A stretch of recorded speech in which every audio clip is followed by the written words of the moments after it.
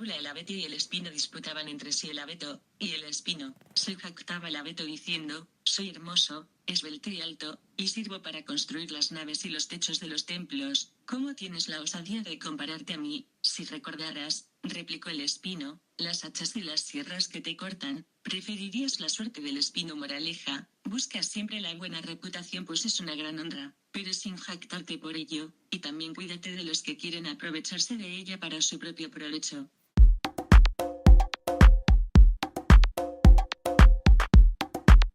Comentario: fábula: el abeto y el espino. Nota: me gustaría que lo escucharan en las mesas, comisiones de empleo, educación, economía, pensiones, malos tratos, del Congreso, Senado, parlamentos autonómicos, diputaciones provinciales y ayuntamientos. Quizás esto de lo que hablo en el comentario comenzarán a trabajarse desde de los ayuntamientos en las mesas, comisiones, que se pusieran de acuerdo medidas todos los partidos y sindicatos, llevarlas al Parlamento de Diputaciones provinciales, mesas, comisiones, y de ahí a las mesas, comisiones, de los parlamentos autonómicos, a partir de los acuerdos que se aprueben las medidas que los senadores y diputados de Congreso en las mesas, comisiones, y de ahí al Pacto de Toledo, pactos de educación, empleo y malos tratos. Creo trabajando así, es la única forma de llegar a un acuerdo duradero, pues conociendo las necesidades reales de los ayuntamientos y diputaciones provinciales es más fácil llegar a acuerdos. Tenemos que sumar todos. Sigo con el comentario. O buscar Facebook compartido por Vidal Ruiz, 17 de diciembre de 2017. Buenas, soy Emilio Calatayud.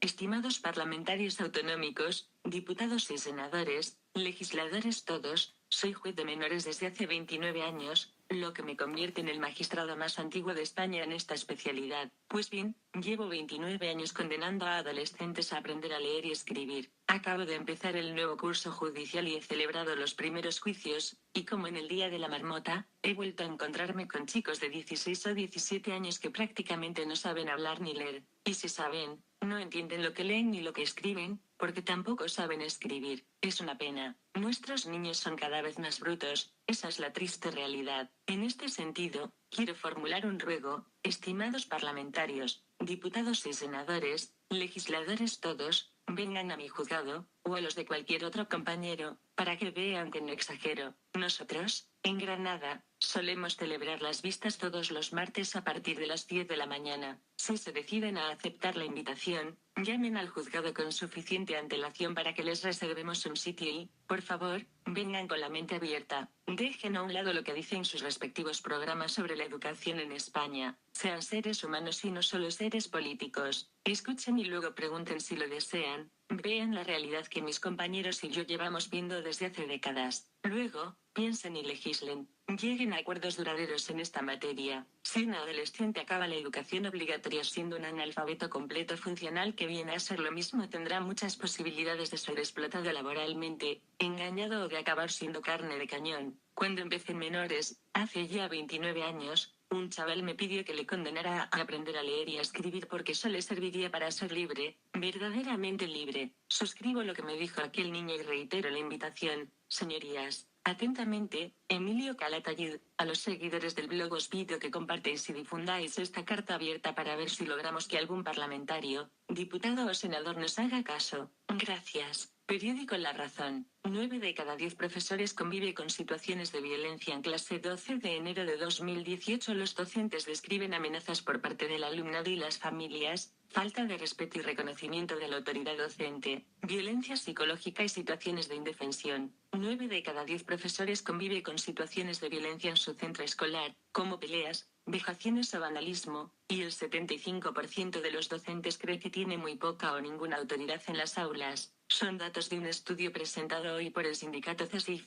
el más representativo en las administraciones públicas, con 2.000 cuestionarios distribuidos a profesores en todas las comunidades autónomas. Los docentes describen amenazas por parte del alumnado y las familias, falta de respeto y reconocimiento de la autoridad docente, violencia psicológica y situaciones de indefensión. Según ha explicado el presidente del sector educativo del sindicato, Mario Gutiérrez, más de la cuarta parte de los profesores considera que la vida en las aulas no es agradable y que la disciplina es insuficiente. De hecho, 3 de cada 4 docentes siente que tiene muy poca ninguna autoridad. La las situaciones de violencia más habituales que describen son peleas, insultos y vejaciones entre compañeros, vandalismo y destrozo de material escolar, violencia psicológica, episodios y conflictos con un componente racista y enfrentamientos a través de redes sociales, como WhatsApp. Para abordar estas situaciones, el sindicato ha presentado el servicio CESIF Ayuda Profes, un gabinete psicológico especializado en asesorar, prevenir y tratar este tipo de situaciones. Revista eclesia.com. La educación española está estancada en la mediocridad por la baja calidad de su gobernanza. 8 de enero del 18 Madrid. Redactora. La educación española está estancada en la mediocridad por la baja calidad de su gobernanza. La RADE celebró la primera sesión del ciclo Reflexiones sobre la educación en España, organizado por la sección de Humanidades. Una investigación dirigida por el profesor Francisco López Rupérez pone de relieve el mediocre nivel de la gobernanza educativa basada en el conocimiento, la experiencia empírica y la investigación y en la selección de los responsables de las políticas educativas. López Rupérez: corremos el riesgo de que se incrementen las brechas de equidad educativa entre comunidades autónomas, cuya corrección corresponde a una acción planificada e inteligente de los poderes públicos. Fernando Arroyo Hilera. El consumismo requiere una educación que predisponga al sujeto para esa forma de vida, adoctrinándole para que desempeñe la función acrítica que este modelo económico exige. José Antonio Ibáñez Martín Mellado. El error del adoctrinamiento es que no facilita que el otro viva su propia vida, sino que es el profesor,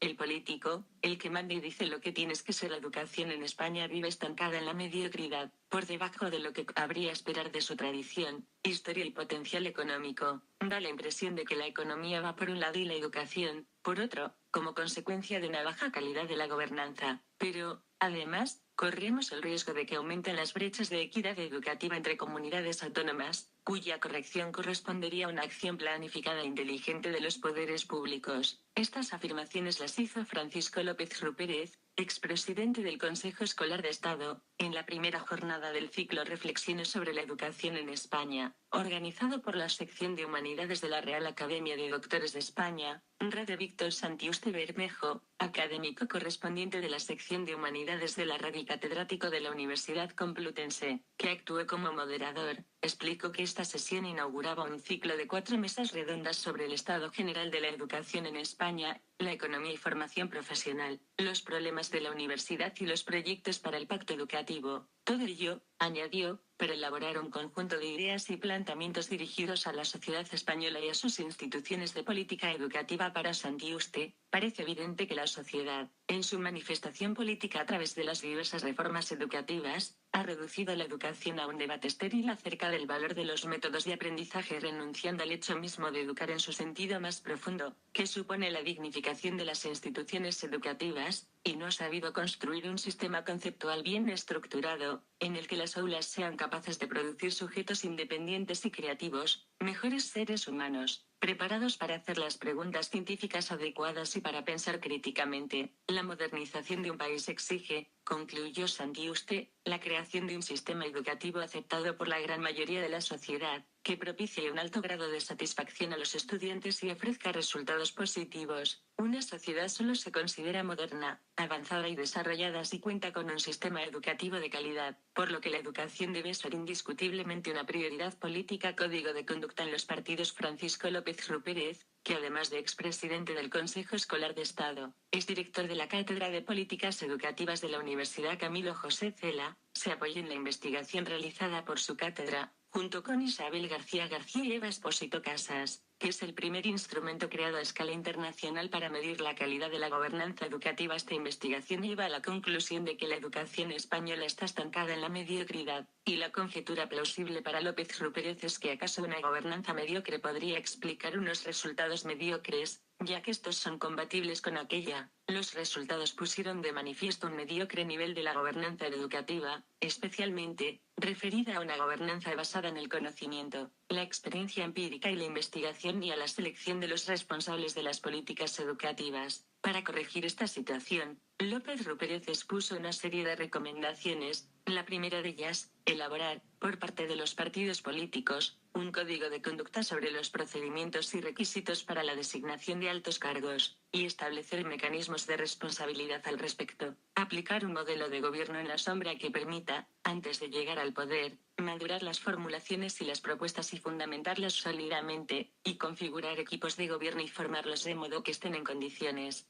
llegado el caso, de asumir con garantías sus responsabilidades, evitar la tentación del arbitrismo en los nuevos equipos de gobierno, reforzar la cooperación con universidades españolas y extranjeras para disponer la base de conocimiento necesaria en la que apoyar las políticas educativas, aprovechar mejor el potencial de colaboración que ofrecen los organismos multilaterales y recuperar la profesionalización de las administraciones educativas, que se ha visto francamente debilitada como consecuencia del proceso de traspasos de competencias en educación a las comunidades autónomas, y, finalmente, potenciar la formación y el coaching de los cuadros directivos de una gobernanza educativa de calidad para el siglo XXI. Brecha de equidad entre comunidades autónomas. La educación en España vive un estancamiento en la mediocridad, por debajo de lo que habría esperar de su tradición, historia y potencial económico. Da la impresión de que la economía va por un lado y la educación, por otro, como consecuencia de una baja calidad de la gobernanza. Cuando se analizan los resultados educativos por comunidades autónomas, nos encontramos con una disparidad radical, señaló López Rupérez durante el coloquio. Tenemos diferencias de puntos, según datos de PISA en matemáticas de 2015, que equivalen, en términos de desfase temporal, con un curso académico, como ocurre entre Castilla y León, que no es una de las más ricas pero tiene un buen rendimiento, y Canarias. Y en gasto público por alumno la diferencia es brutal, de los 6.000 y pico euros del País Vasco a los menos de 4.000 de Andalucía. Pero no solo la diferencia de resultados escolares es preocupante, sino también las desigualdades en calidad de la gobernanza, en la capacidad de los dirigentes para orientar la política educativa de conformidad con los desafíos del presente siglo. Da la impresión de que, al descentralizar la gestión de la educación, los fenómenos perversos del clientelismo político, la cooptación y la incapacidad de la gente que es promovida a puestos de especial relevancia se han extendido de forma notable entre nuestras comunidades autónomas. La impresión del ponente es que, si esta situación se multiplica por todo el territorio, corremos el riesgo de que se incrementen las brechas de equidad educativa entre comunidades autónomas, cuya corrección corresponde a una acción planificada e inteligente de los poderes públicos. Más reformas educativas que constitucionales. En los últimos 50 años ha habido más reformas del sistema educativo que constitucionales, 8 en total,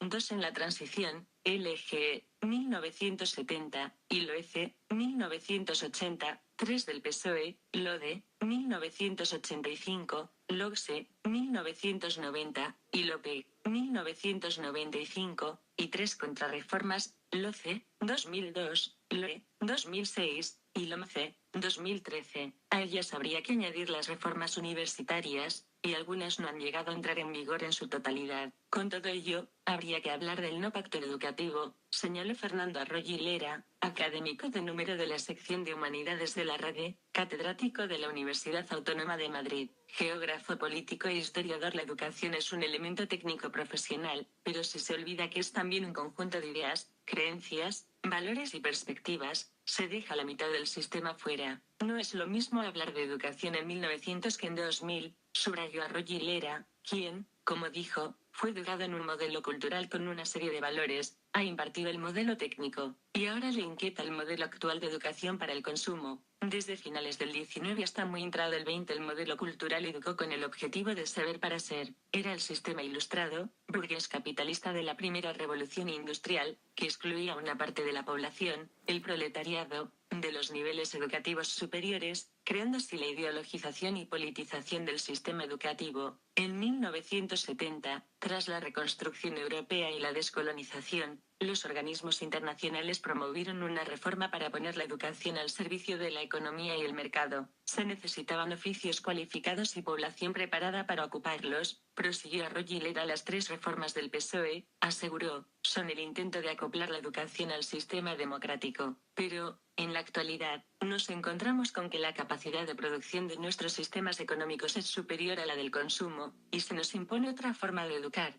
El consumismo requiere una educación que predisponga al sujeto para esa forma de vida, adoctrinándole para que desempeñe la función acrítica que este modelo económico exige. Se puede hacer sin necesidad de la previa acumulación personal del saber, solo con saber manejar el instrumento. El poseedor del saber se diferencia del mero usuario, que lo consume sin mejorar intelectual ni moral. realmente. Así, el saber pierde su valor de uso. Estamos en otra concepción antropológica, el Homo consumens, de Erich Fromm, y en otra metodología pedagógica acorde con un ambiente laboral más flexible y desregulado. Agregó en el coloquio, Arroyo Hilera mostró su temor de que, al organizar la educación para responder al futuro que prevemos, en realidad lo estamos condicionando. Le preocupa una educación para el consumo compulsivo. Las redes sociales tienen enormes potencialidades, pero, ¿estamos educando para que los alumnos las utilicen como el enorme instrumento que son o, por el contrario, estamos educando en un movimiento crítico para que se conviertan en instrumentos de un sistema previamente definido, que se pretende que la educación afiance quien maltrata la legalidad? Adoctrina catedrático de Filosofía de la Educación en la Universidad Complutense y vicerrector de la Universidad Internacional de La Rioja, José Antonio Ibáñez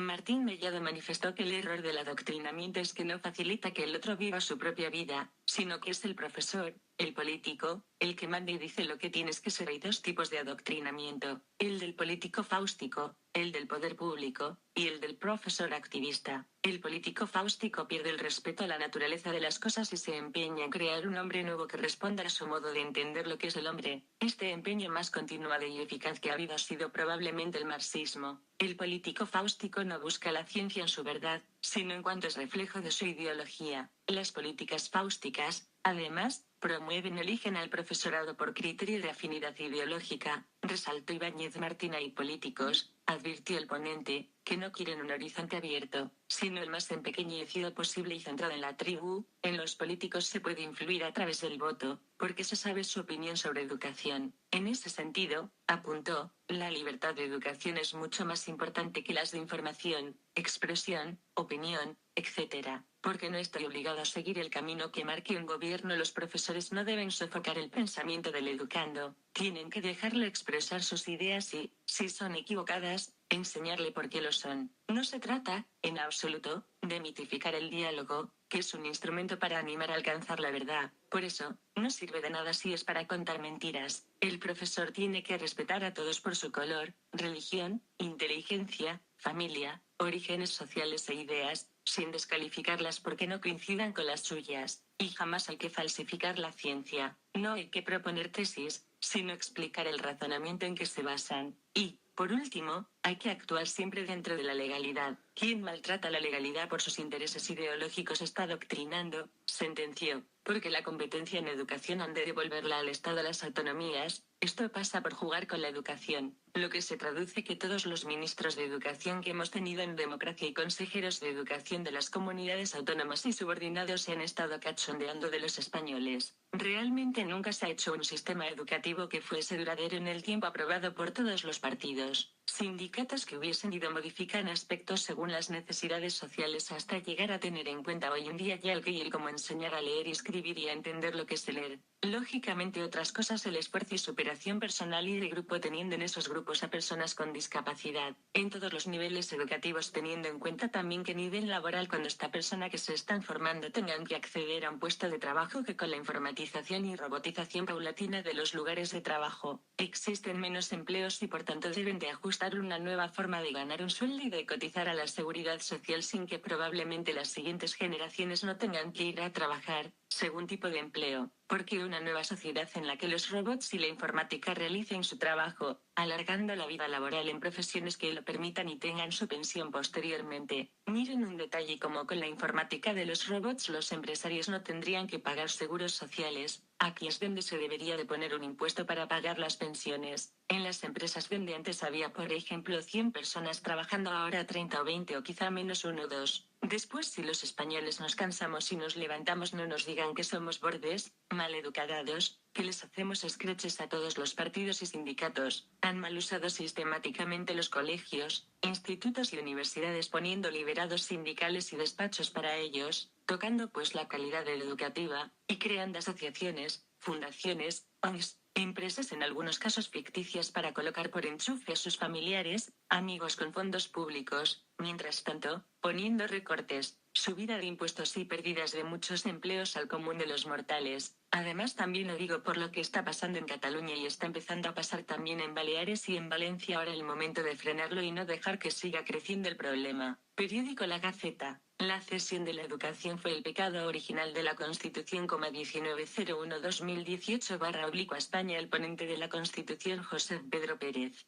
Yorca, ha considerado que en este momento no se dan las condiciones para abordar una reforma constitucional y que habría que limpiar un poquito la atmósfera porque en la España actual hay mucha ira. En su comparecencia ante la Comisión sobre el Modelo Autonómico del Congreso, Pérez Yorca ha coincidido con el otro padre de la Constitución, Miguel Herrero y Rodríguez de Miñón, que también ha comparecido también este miércoles, en que la vía para mejorar el sistema territorial sería del texto, a través de leyes y no una reforma. Ha considerado que esta sería una técnica políticamente muy fecunda frente a los grandes problemas que plantearía la estrategia de un texto refundido. Al rechazar expresamente cambiar la Carta Magna, ha comparado la idoneidad de una eventual modificación con las condiciones de presión y temperatura que son imprescindibles para que llueva, y que ahora no se dan, y ha recordado que los ponentes constitucionales tenían claro un proyecto común de avanzar hacia la democracia pacíficamente, como decía una canción popular de entonces: libertad sin ira. En España, ira hay mucha. Ahora explicado. Reconoce los fallos en la redacción constitucional. Este padre de la Constitución ha advertido sobre una posible solución concesiva para el conflicto en Cataluña y ha reclamado que, por el contrario, se tomen medidas de integración para España, puesto que la amenaza es la desintegración, en diversos ámbitos como en la lengua y la educación. Es sencillo que se devuelve las competencias de todas las comunidades autónomas al Estado y coger el toro por los cuernos. Nueva Antena 3. El programa Socioescuela consigue reducir un 53% los casos potenciales de acoso escolar. Socioescuela es un programa elaborado por la Comunidad de Madrid con el objetivo de detectar los casos de acoso escolar. Hasta el momento más de 670 centros se han acogido a esta iniciativa, que ya da sus primeros frutos, pues se han reducido más de la mitad de los casos potenciales de acoso escolar, aunque los expertos alertan de que todavía queda mucho por hacer. La Consejería de Educación de la Comunidad de Madrid ha adaptado su test sobre acoso escolar a alumnos con necesidad específica de apoyo educativa, colectivo que presenta 4 veces más riesgo de bullying y muestra el doble de rechazo dentro del grupo de clase, en comparación con el resto de sus compañeros. Para que estos alumnos con necesidades específicas de apoyo educativo puedan entender el test, se han adaptado las preguntas para que, ayudándose de pictogramas y de algunos cambios en los enunciados, puedan ser autónomos para realizar la prueba. Además, este curso también ha iniciado un proyecto piloto para llevar esta herramienta por primera vez a los centros de educación especial. Así lo ha detallado el consejero de Educación e Investigación de la Comunidad de Madrid,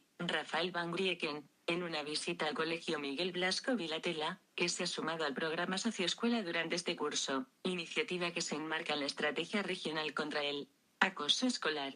Este test informático recopila datos útiles para poder combatir el acoso escolar desde la prevención de este fenómeno. En este sentido, el porcentaje de alumnos que presentan indicadores de potencial acoso escolar, físico, verbal, social y ciberbullying, se sitúa en un 1,6%, una cifra sensiblemente inferior al 3% del Estudio Regional de Acoso Escolar, curso 2015-2016. Reducción de los casos potenciales. Además, aquellos centros que han realizado las 2 ediciones del test han logrado reducir a más de la mitad, un 53%, los casos potenciales. Según explica la Consejería en un comunicado, el programa Socioescuela proporciona un análisis de la convivencia general de cada aula, ya que aporta información sobre los niveles de autoestima individual y de grupo. Por otro lado, también identifica a los alumnos prosociales, aquellos que pueden ayudar a la víctima en casos de acoso. Los que lo padecen no están en riesgo de sufrir acoso, y también indica si estos alumnos o los acosadores tienen alguna necesidad específica de apoyo educativo. Toda esta información se proporciona de manera inmediata al tutor junto con un informe individualizado de cada uno de los alumnos en riesgo, con pautas de intervención para trabajar de manera individual y en grupo. El estudio comparativo de los 2 informes regionales que se ha realizado desde la puesta en marcha del Plan de Lucha contra el Acoso Escolar refleja resultados significativos. Por ejemplo, los marcadores de potencial acoso escolar muestran que los niveles más elevados se registran en cuarto y quinto de educación primaria y disminuye a lo largo de sexto y de toda la educación secundaria, en donde parece estabilizarse. Disminuye el ciberacoso. Por su parte, el ciberacoso ha disminuido notablemente en los cursos de educación primaria y se mantiene estable a lo largo de la ESO. Esta herramienta también señala que el silencio de las víctimas en el propio domicilio suele ser una costumbre, puesto que el 43,23% de las víctimas de acoso escolar manifiestan que no han hablado nada de su situación con su familia y el 31,52% indican que habían hablado algo poco con sus familias de la situación que vivían. Asimismo, Sociescuela también señala que en el 87,27% de los casos detectados, los alumnos acosadores pertenecen al mismo curso o clase que los acosados. Ya lo podríamos hacer en los colegios, institutos y universidades en Andalucía. Aquí nos dice que Sociescuela también señala que en el 87,27% de los casos detectados, los alumnos acosadores pertenecen al mismo curso o clase que los acosados. Esto es lo mismo pues que cuando hay maltrato familiar que las personas o personas maltratadas viven bajo el mismo techo o son del entorno familiar, en este caso escolar que su maltratador, es patrón se repite. Eso es muy significativo. ¿Qué medidas se les pone a los maltratadores en el ambiente familiar? Póngase la misma medidas a los maltratadores psíquicos y físicos, en algunos casos, escolarmente llamado bullying,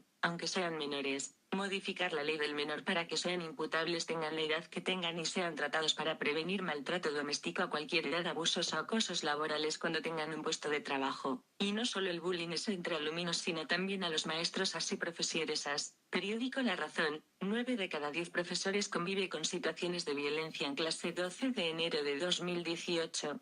Otro tema: caso Eres. Periódico ABC. Caso ERE de Andalucía. La Junta impide que se reclamen fianzas millonarias a los acusados de los ERE. El PP y la Fiscalía no pueden reclamarlas porque la principal perjudicada, que es la Junta, se apartó de la causa y no las solicitó. 10 de enero de 2018. Sevilla. Antonio Revega. Párrafos de la noticia. Durante la vista oral, tanto la Fiscalía Anticorrupción como el PP andaluz se vieron obligados a renunciar a la petición de fianzas de responsabilidad civil a los 15 acusados por delitos de malversación de caudales públicos, que deben responder solidariamente de la devolución a las arcas públicas de un total de 741,6 millones de euros, cantidad supuestamente defraudada. Según la Fiscalía, a ambas acusaciones no les ha quedado más remedio que renunciar a pedir que se restituya el quebranto económico causado a las arcas públicas porque la principal perjudicada en el proceso, la Junta de Andalucía, eludía hacerlo. La maniobra procesal de la Junta ha supuesto así un salvoconducto para que los acusados eludan fianzas millonarias. De haber ejercido la acción civil, Griñán habría tenido que responder por 4.200.000 millones. Cara llorando, cara llorando, cara llorando mares, cara llorando mares, cara llorando mares, cara haciendo pucheros, cara haciendo pucheros. Periódico El Mundo. El fiscal rechaza que Susana Díaz declare por los ERE, pero sí pide que lo haga el vicepresidente de la Junta. 15 de enero de 2018. Chema Rodríguez. Sevilla. Si el vicepresidente presuntamente sabe algo, yo dudo que Susana Díaz no lo sepa. Cara haciendo pucheros, cara haciendo pucheros, cara de preocupación, cara de preocupación, cara llorando, cara llorando. Periódico La Razón. Los hogares andaluces con todos en paro se triplicaron en una década. El porcentaje de estos con sus activos desempleados fue de 5,83% en 2006, mientras en 2016 se elevó hasta el 17,05%. 11 de agosto de 2017. Las estadísticas reflejan a veces el espesor de realidades en las que muchos se aglomeran e incluso sus oscilaciones. Hay una a la que se puede acceder a través del portal que el gobierno andaluz sustenta en Internet y que se refiere a la relación con el empleo de las personas que han integrado hogares en la comunidad durante 27 años, desde 1989 hasta 2016. Unos datos, soportados en la encuesta de población activa, EPA, del Instituto Nacional de Estadística, INE, que dibujan algún significativo salto hacia atrás. Para arrancar, de acuerdo a los elementos técnicos engranados al cuadro con las cifras, se entiende por hogar la persona o el conjunto de estas que ocupan en común una vivienda familiar principal o parte de ella y consumen y o comparten alimentos u otros bienes con cargo a un mismo presupuesto. Este puede ser unipersonal, mientras que la considerada familia tendría que constar, al menos, de 2 miembros. A ello se suma que los integrantes de un hogar multipersonal no han de estar necesariamente emparentados. Otro parámetro a tener en cuenta es que se denomina población activa al subconjunto de personas de 16 o más años que, durante el periodo de referencia atendido, trabajaba en la producción de bienes y servicios económicos o que estaban en disposición de hacerlo y realizaban gestiones para incorporarse al mercado laboral. Dicho de otro modo, la componen los ocupados y los que buscan empleo. Aclarados esos conceptos, si en 1989 el porcentaje de hogares de la región con todos sus activos parados se elevaba al 13,40, en 2016, este era de 17,05. Si bien, hay otro matiz a observar a la hora de leer los registros. A partir de 2001, que entró en vigor un reglamento de la Comunidad Europea, sobre la consideración de desempleado. Los datos ligados a ese colectivo no son directamente comparables con los de periodos anteriores. Aquel año el mencionado porcentaje fue de 8,40, el siguiente de 9,15 y en 2003 de 9,01. El ejercicio posterior se redujo hasta el 8,35 que volvió a descender el consecutivo hasta un 6,75 y más aún, hasta el 5,83 en 2006, casi 3 veces menos que la cifra a la que se llegó una década después, en 2016, con un 17,05. En esos 10 años la marca más baja fue para 2007, con un 5,75 y el pico superior se alcanzó en 2013, con un 21,93% de hogares con todos parados. Poco varió en 2014, con un 21,62. En 2012 se contabilizó un 20,48, mayor que el 18,53 de 2015, al 17,7 de 2011 y al 15,29 de 2010. Por último, en esa década, en 2009 se anotó un 13,60 y en 2008 un 8,89. Fue también en 2013, año en el que accedió a la presidencia de la Junta la actual máxima dirigente de esta, Susana Díaz, cuando se produjo el récord de esos 10 años en cuanto a los hogares con al menos la mitad de sus integrantes activos desempleados, con un 43,03. Se convirtió en el porcentaje más alto desde 2001, seguido del 41,55 de 2014 y el de 40,61 de 2012. El dato menor de esa hilera corresponde al ejercicio de 2006 con un 15,13 y a 2007, con 15,45. La referencia de 2017 no consta, al no haberse derretido aún, si bien, según la explotación detallada de la EPA que elabora el Instituto de Estadística y Cartografía de Andalucía, en el segundo trimestre de este año, el número de hogares en los que todos sus miembros activos estaban parados fue de 334.200, 31.900 menos que el trimestre anterior, 8,7%. En relación con el mismo trimestre de 2016, esos núcleos descendieron en un 18,5, lo que supuso 76.000 menos. Picos de pobreza. Y hay otro indicador social accesible en la misma web del gobierno autonómico, el de hogares situados por debajo de la línea de la pobreza relativa, definida hasta como el 60% de la mediana media de la distribución de los ingresos anuales por unidad de consumo de las viviendas. Los últimos se han obtenido dividiendo los ingresos totales del hogar entre el número de las mencionadas unidades que se han calculado en este caso como la suma del peso que se adjudica a cada miembro, de acuerdo a la escala de la Organización para la Cooperación y el Desarrollo Económicos, OCDE, modificada. Es de nuevo una estadística de elaboración propia del Ejecutivo Regional, pero a partir de la encuesta de condiciones de vida, ECV, del INE, según la cual, el mayor porcentaje de residentes entre 2004 y 2015 en viviendas principales sin lo mínimo necesario para lograr un cierto nivel de vida se dio en la región en 2011, que se registró un 21,3. La línea de pobreza medida en euros fue de 5.936. El siguiente más alto, el de 2009, un 20,9 menos 6.505,8,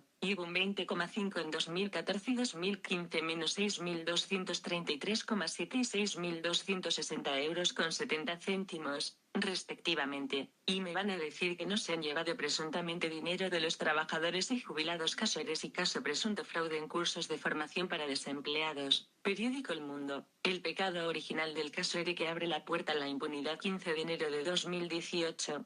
Chema Rodríguez. Sevilla. Cara llorando a mares. Cara llorando a mares. Cara llorando a mares. Cara llorando a mares. Cara llorando a mares. Cara haciendo pucheros. Cara haciendo pucheros. Cara haciendo pucheros. Cara de sorpresa y consternación. Cara de sorpresa y consternación. Fuego. Fuego. Cara de preocupación. Cara de preocupación.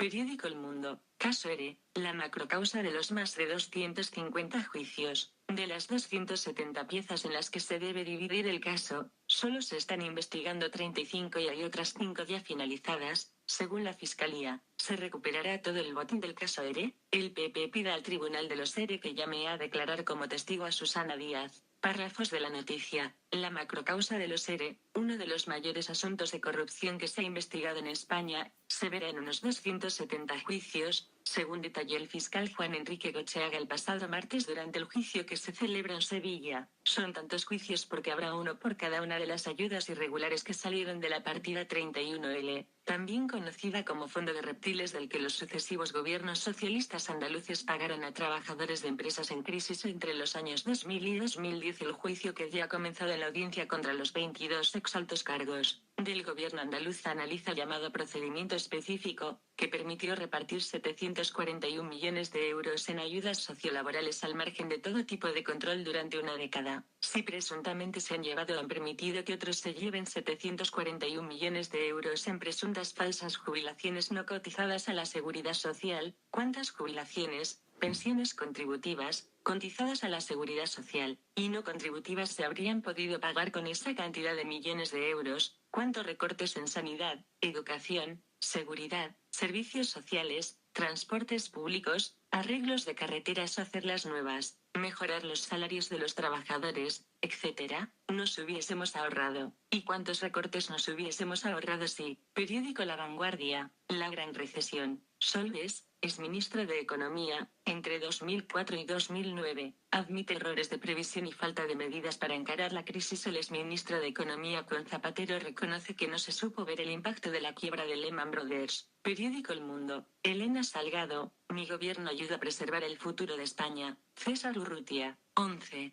Enero de 2018, 10 y 23.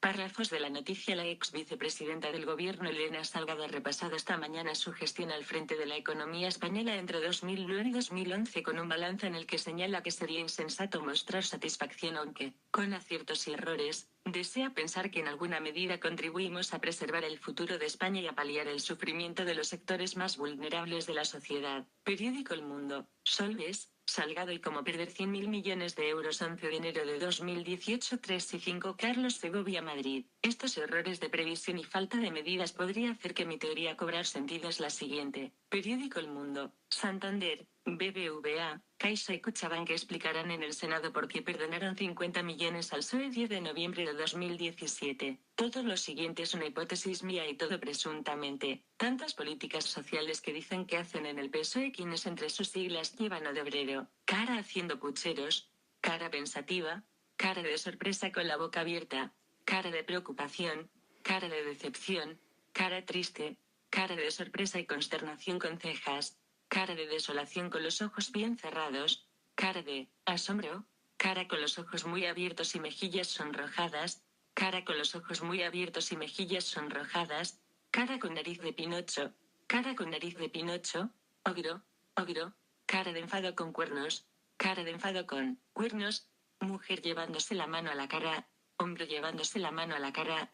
Podían haber intervenido en tantos y tantos desahucios que han habido durante esta crisis, los cuales siguen sucediendo, para que hubiesen actuado igual con los trabajadores, y no se quedasen sin casa. Por ejemplo, los condonan la deuda por trabajos sociales. Digo yo que se fueron estos bancos tan comprensivos con el PSOE, porque no lo han sido con los ciudadanos de pie, que me demuestra que solo miran por salvar su culo vistas a cambio de que de quienes. No será a cambio de negar el inicio de la crisis por parte del expresidente del gobierno de España, Zapatero, y de ministros de Economía y Empleo, de los futuros desahucios por la subida del desempleo en toda España. Estaría bien que si en estos días está compareciendo en la Comisión de Control de Finanzas de los partidos a los responsables de conseguir que al PSOE la gestión del perdón de la deuda de 50 millones de euros, si la condición para perdonar esa cuantiosa deuda fue negar por parte del gobierno presidido por Zapatero de sus responsables económicos, ministros, y posteriormente subida del desempleo, posteriores desahucios, falta de médicos, maestros, servicios sociales, dependencia, transporte públicos, problemas mentales de los desempleados, depresiones, Suicidios, gastos extra a la seguridad social para pagar medicamentos y otros. Pues si la respuesta fuese que sí, estaríamos hablando de posibles o presuntos delitos. ¿No será que presuntamente ni inconsciente está reconociendo un primer delito, como es el de dejación de funciones? Eso a simple vista sin ser experta en cuestiones legales. Ahora bien, si viese un experto abogado y que analizara la declaración en el Congreso del señor Solbes y de la señora Elena Salgado, estaría bien que les preguntaran a todas aquellas personas que a consecuencia de perder su empleo perdieron su casa. Además, en muchos casos tuvieron que acudir al médico para ponerse en tratamiento psicológico o psiquiátrico producido por esta falta de previsión y falta de medidas. Quizás si estos millones de personas que perdieron su empleo y con ello su casa y su salud se unieran y empezaran por poner una demanda o como se llame técnicamente contra de todos, señores, otro gallo nos cantaría. Y por supuesto el gastos excesivos de medicamentos extra de la seguridad social, produciendo a su vez déficit más el déficit acumulado por permitir todos los partidos y sindicatos durante toda la democracia. Lo siguiente, la no contratación de personas mayores de 45 años y discapacitados. Y si se nos ha estado contratando a discapacitados ganando la mitad de sueldo que una persona sin discapacidad haciendo el mismo trabajo, teniendo las mismas responsabilidades y misma jornada laboral, no solo por la falta de cotizaciones, recortes sanitarios, educativos, servicios sociales, transportes públicos, a hacer que tantos y tantos miles de jóvenes se fueran a trabajar y a cotizar a otros países, provocando a su vez que no puedan cuidar a sus mayores, padres, abuelos, etc., y los quedamos en España en el paro y con pobreza, etc., entre otras cosas porque llegaban las elecciones generales, elecciones locales y autonómicas. Todo esto presuntamente, crear cargos políticos de partidos y sindicatos para colocar amigos, familiares, toda la democracia, el despido continuado, toda la democracia, de la mujer cuando se quedaba embarazada y las posteriores trabas por parte del marido y el mismo sistema laboral para reinserción, por comodidad del hombre, egoísmo, por no tener una cuota de autónomo mensual, por ejemplo, 20 euros para cuota mínima medias jornada, 40 euros para cuota mínima jornada completa, 60 euros tramo medio y media jornada, 80 euros tramo medio jornada completa, y 100 euros cuota media jornada máxima y 160 euros máxima cotización jornada completa, con cobertura en caso de embarazo, o incapacidad temporal, o simplemente por no tener una cuota según se ingrese cada mes, o la cuota de autónomo. Si ingresas 1.000 euros mes no se paga, pero si se cotiza y se ingresa 1.300 euros o más proporcionalmente. Además de que no haber tenido ni se tiene en cuenta que se empiece a cotizar los autónomos a efectos de pensión desde que se comenzó a trabajar, es decir que si se empezó a trabajar a los 16 años edad mínima para comenzar a trabajar desde esa edad, y así según con la edad se comenzó o comienza a trabajar, por no haber tratado igualmente a la mujer empleada o autónoma como a la funcionaria. Ejemplo,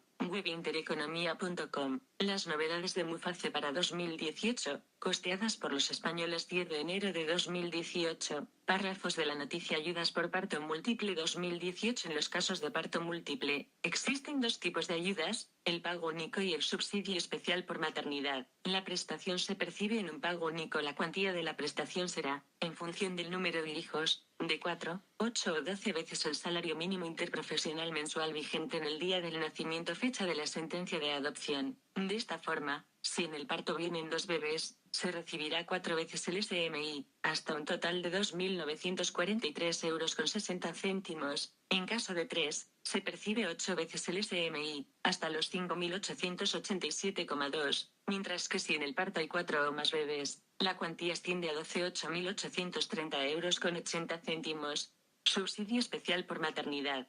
Ayuda económica, también de pago único, a la que tienen derecho los mutualistas cuando se encuentren en los supuestos de hecho legalmente establecidos de parto, adopción o acogimiento múltiples. Esta ayuda es compatible con la anterior y se calcula según la siguiente regla y las bases de cotización vigentes según el rango dentro de la administración. Así, el grupo 1 tendrá entre 4.667,32 y 1.902 euros con 96 céntimos dependiendo de si la base de cotización es máxima o mínima. Para su cálculo se utiliza la siguiente fórmula: base de cotización en el día del hecho causante de X 42 días 365 días, X, número de hijos simultáneos 1. En el grupo 1, la base de cotización alcanza los 40.561 euros con 32 céntimos anuales, los A2, 31.922,78, B, 27.953,57, C1, 24.517,24, C2, 19.397,20, y agrupaciones profesionales, EBEP, 16.537 euros con 66 céntimos. Así, por ejemplo, un mutualista 1 tendría 40.561,32 x 42.365 igual a 4.667 euros con 32 céntimos por cada hijo, adopción acogido, menos 1. Y las funcionarias tienen un sueldo fijo mientras la autónoma o empleada de una empresa no. Si la forma que calcularlo es para funcionarias igualmente se puede calcular para las mujeres que no son funcionarios pero que son trabajadoras, subsidio especial por maternidad, las leyes laborales donde sale igual para todas. Trabajar en negro, más el déficit producido durante 40 años de gobiernos PSOE en Andalucía, por las altas tasas de desempleo durante estos años en todas las tramos de edades de los 16 años edad mínima para trabajar hasta los 65 años edad de jubilación. De todas las regiones de Europa y España haya habido no crisis Andalucía región de España más grande, en extensión 8 capitales de provincia con sus pueblos, Málaga tiene 107 pueblos, las 7 capitales de provincias restantes con sus pueblos la cantidad parecida. Blog Alejandro Baza Serrano blogspot.com.es. Andalucía, cobran el PER y no quieren currar 1 de enero de 2018. Lo de la campaña de la fresa en Huelva, clama al cielo. El Servicio Andaluz de Empleo lanzó una oferta de trabajo de 12.000 puestos para recolectar la fresa, y solo 840 trabajadores del campo andaluces la aceptaron. Teniendo en cuenta que estamos en la región del PER, ese subsidio que cobran fijo casi sin echar peonadas cada año, podemos calificar lo sucedido como vergonzoso. La oferta de empleo está dispuesta al público durante 25 días y se cerró el pasado 18 de diciembre. El número de puestos de trabajo necesarios lo determinaron las organizaciones y asociaciones agrarias para cubrir la demanda de mano de obra durante los últimos meses de la campaña a partir de marzo. Tenemos que recordar que al final de campaña del año pasado hubo muchos problemas a la hora de conseguir la mano de obra necesaria para poder recoger los frutos. Al final, la solución es la de siempre, traer a marroquíes y rumanos, mientras que los nuestros prefieren cobrar plácidamente el PER y dedicarse a trabajar en alguna que otra cosa por negro. Un auténtico escándalo. Lo que está ocurriendo en Andalucía refleja perfectamente en qué se ha convertido nuestra sociedad. Una legión de trabajadores del campo cobrando un subsidio porque no hay trabajo en su sector y cuando surge ese trabajo lo rechazan. Y curioso, ningún partido político es capaz de denunciarlo y pedir que se tomen medidas. Ninguno quiere perder votos rurales. Así nos va. Lo lógico sería que cualquier trabajador que esté en unas condiciones físicas aceptables, y lo digo por la dureza de ese trabajo, sea obligado a elegir entre trabajar o perder el subsidio del PER, pero la Junta de Andalucía ¿cómo va a hacer eso? ¿Cómo el PSOE va a pegar tiros sobre uno de sus principales pesebres? Señores, injusticia sobre injusticia, esto es Andalucía, por Alejandro Baeza. Y después tenemos problemas con las pensiones y con la ayuda a la dependencia. Sin cotizaciones a la seguridad social no hay pensiones ni ayudas sociales, de servicios sociales ni médico, ni educativo de transporte público ni mejorar de las carreteras públicas o hacer nuevas etc. Mientras que las generaciones del baby boom han estado vivas no lo hemos notado pues se tapaba pero ahora ya se nota. Datos sacados web de programa El Cascabel. En el año 2016 la diferencia entre muertes de nacimientos fue, más 10. 145 muertes más que nacimientos. En España en el primer semestre del año 2017, perdieron la vida, murieron, 219.835 personas de funciones. Nacieron 187.703 bebés lo que es un crecimiento vegetativo de menos 32.132 personas. En este año desde enero a junio nacieron 187.305 personas. Murieron en este año desde enero a junio 219.835 personas, lo que quiere decir que murieron 32.132 personas más que nacieron, más 100.000 abortos por año, por no dar ayudas no solo económicas, sino de planificación familiar, dirigiéndolos a ONGs que les puedan dar comida, dodotis, potitos, ropa y ayudar a buscar empleo mientras encuentran que realicen trabajos sociales a los que quieren abortar según todo lo dicho en el comentario Fábulas La Zorra y el Cuervo y la Zorra y el Chivo en el Pozo, 3 o 4 castañas. Dentro de la falta de previsión económica entre 2004 y 2009 no tuvo el señor Solbes que en cuenta los abortos y por tanto no nacidos y los que murieron por enfermedad o por su avanzada edad accidentes. Espero que en primer lugar se trate de evitar en lo posible más abortos para que puedan nacer y en el futuro trabajar para pagar nuestras pensiones y en las futuras previsiones. Primero las listas electorales para que se ajusten a la representación real de población que puede votar. Segundo, para reducir los escaños del Senado, Congreso de los Diputados, parlamentos autonómicos y plenos ayuntamientos. Tercero, a la hora de hacer un presupuesto sea generales del Estado, parlamentos autonómicos, diputaciones provinciales y ayuntamientos para ajustar lo más posible los impuestos y no tener que subir e inventarse otro, por razón de la reducción de población. Cuarto, que haya medidas reales y que se pongan en práctica de conciliación laboral y familiar para la mujer, que cuando se quede embarazada que su nómina, sueldo y seguros sociales, haga cargo la seguridad social mientras que esté de baja, para que el pequeño y mediano empresario pueda contratar a otra persona que sustituya. Quinto, que las aseguradoras, de hogar, coches, sanitarias, y otro tipo de seguros a través de lo que pagamos los usuarios destinen una parte al mantenimiento de las pensiones, para no tener que crear ningún impuesto. Sexto, que se vaya pensando en hacer una ley educativa consensuada por todos los partidos y sindicatos duradera que se sepa qué y cómo enseñar, en educación primaria, secundaria, formación profesional y la universidad, debido a que el continua imposición de la informática y robótica en casi todos los empleos va a producir que exista más parón, por lo que debe ver cómo los trabajadores van a poder recibir su sueldo con cotización a la seguridad social y, posteriormente, su pensión. Supongo que siendo un puesto donde antes se necesitaba 100 personas, ahora 20 personas, estos sí cotizan, pero los ordenadores y robots sí. Quizá a los robots y a los ordenadores sí habría que ponerles un impuesto para pagar pensiones, para compensar la no contratación de trabajadores. Tienen que ser capaces todos de ponerse a trabajar, que para eso les pagamos y no para que se paseen, saquen fotos y hagan declaraciones a la prensa que nos cuestan muchos millones de euros y muchas veces son inútiles, sin contenido, cara haciendo pucheros, cara de sorpresa y consternación, cara de sorpresa y consternación, cara de sorpresa con las cejas levantadas, cara de preocupación, cara de preocupación, cara llorando, cara llorando, cara llorando mares, cara llorando mares, cara de frustración, cara de frustración, cara pensativa, cara pensativa, cara pensativa.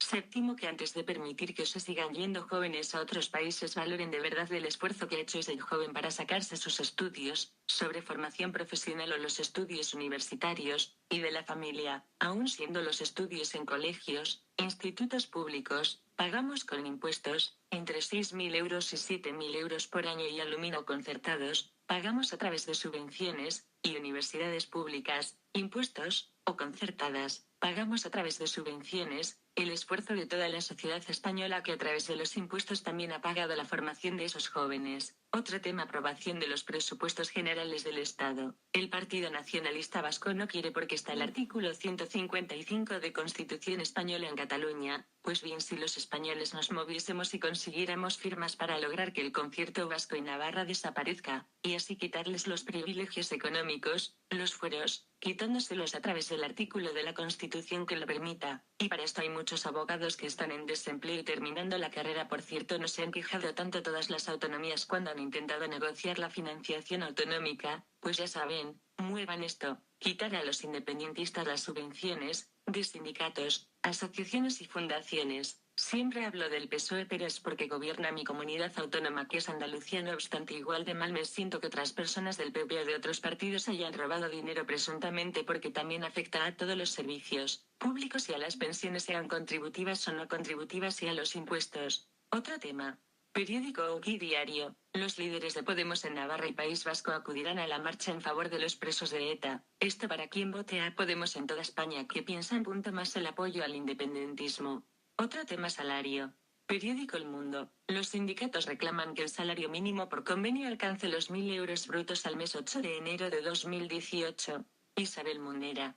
Esto dice Comisiones Obreras y UGT, y no dicen que suban las pensiones no contributivas. 2. la mínima desde 300 euros a 900 euros y la máxima de los 520 euros hasta los 1.000 euros brutos al mes en 14 pagas ambas pagas. Los sindicatos no pensaban igualar el sueldo de las personas con discapacidad con las personas sin discapacidad ante el mismo puesto de trabajo y responsabilidad, más que nada porque estas pagas no han sido actualizadas desde que Franco la puso en funcionamiento, solo que Franco eran pesetas y nosotros pasamos a euros. Supongo que como siempre las palabras se las lleva el viento y que por mucho que yo diga las cosas y las documente no sirven de nada, los partidos no se sientan y llegan a un pacto de Estado duradero en educación, sanidad, pensiones, y retiran las competencias educativas y sanitarias a las comunidades autónomas. Cara de sorpresa con las cejas levantadas, cara de náuseas, cara haciendo pucheros, cara seria con monóculo, cara pensativa, fuego, fuego. Otro tema: islamización. Periódico Alerta Digital. Una traductora revela un plan de los inmigrantes musulmanes para islamizar a Alemania y destruir a los alemanes. Alemanes. Alemania. Destruir. Inmigrantes. Islamizar. Musulmanes. Plan. Revela. Traductora. Refugiados en Alemania. Por George Chaya. Una traductora de idioma árabe que trabaja con inmigrantes musulmanes ha colaborado voluntariamente con los servicios secretos alemanes, comunicando que esas personas odian secretamente a los cristianos y pretenden islamizar Alemania. Según un informe de la traductora, cuyo nombre no trascendió por razones de seguridad, aunque se sabe que es originaria de África del Norte y vive en Alemania desde la década del 1990, la Bundesverfassungsschutz, el equivalente al miércoles 15 de la inteligencia interior del Reino Unido, reveló que los inmigrantes musulmanes trabajan en un proyecto para que Alemania sea islamizada y odian a sus anfitriones. El informe fue filtrado y publicado por la revista Der Spiegel, preservando el nombre de la traductora. La mujer de 39 años que trabajó con solicitantes de asilo en centros de inmigrantes ha declarado a la inteligencia interior alemana que escuchó y fue invitada a apoyar planes de ataques en ciudades del país, y que los musulmanes buscan destruir a los cristianos y superarlos en número a través de tener más hijos y predicar odio hacia personas de otras religiones. El sitio web católicocat.net, que ha estado investigando los informes sobre la discriminación a los cristianos en los campamentos de refugiados alemanes, confirmó los dichos de la mujer en relación a la persecución y discriminación de cristianos a manos de musulmanes dentro de los albergues de inmigrantes. La traductora informó a la agencia de inteligencia sobre la situación, agradecida por la receptividad y apoyo de Alemania después de su llegada como refugiada en 1991. Dijo también haber accedido a esa información cuando se ofreció voluntariamente en centros de asilo donde trabajó por 5 años para devolver algo al país que la recibió. Ella es cristiana, pero los inmigrantes creyeron siempre que era musulmana, como la mayoría de los que trabajan en los refugios. Allí descubrió inmediatamente que los cristianos son oprimidos, intimidados y acosados por los refugiados musulmanes. Esto es normal y sucede diariamente, dijo. La mujer ha trabajado en varios centros de inmigrantes y revela que su personal de seguridad y otros traductores, casi todos musulmanes, son parte del problema de la radicalización de esa comunidad. En su mayoría han crecido en Alemania, están bien educados y son profesionales, dan la impresión de tener una perspectiva cosmopolita, pero no es así, dijo a los oficiales de la seguridad interior alemana. Las conductas de esas personas cambian cuando el personal del centro de inmigrantes cree que no son escuchados por los no musulmanes. Entonces muestran su verdadero rostro y hablan de los planes para que Alemania sea islamizada y se burlan de los funcionarios de gobierno, explicó. Desprecian nuestro país y nuestros valores, agregó la mujer, horrorizada por lo que escuchó, pero curiosa por saber más. Ocultó su religión y decidió acudir a las sesiones de estudio de las mezquitas cercanas a los centros de inmigrantes, donde pudo escuchar que el odio más profundo es predicado contra los no creyentes y los niños son llevados a las escuelas de las mezquitas desde temprana edad. Dijo también que algo similar sucede en las viviendas de asilo, donde los niños musulmanes se niegan a jugar y hablar con los cristianos, como informó la agencia de noticias católica. La mujer también se sorprendió por las actitudes mostradas por las jóvenes inmigrantes que se niegan a los métodos de anticoncepción para tener varios niños. Algunas mujeres me dijeron: vamos a multiplicar nuestro número, debemos tener muchos hijos. Los alemanes no lo hacen y esa será nuestra forma de destruirlos aquí en su propio país, aseveró. El Bundesverfassungsschutz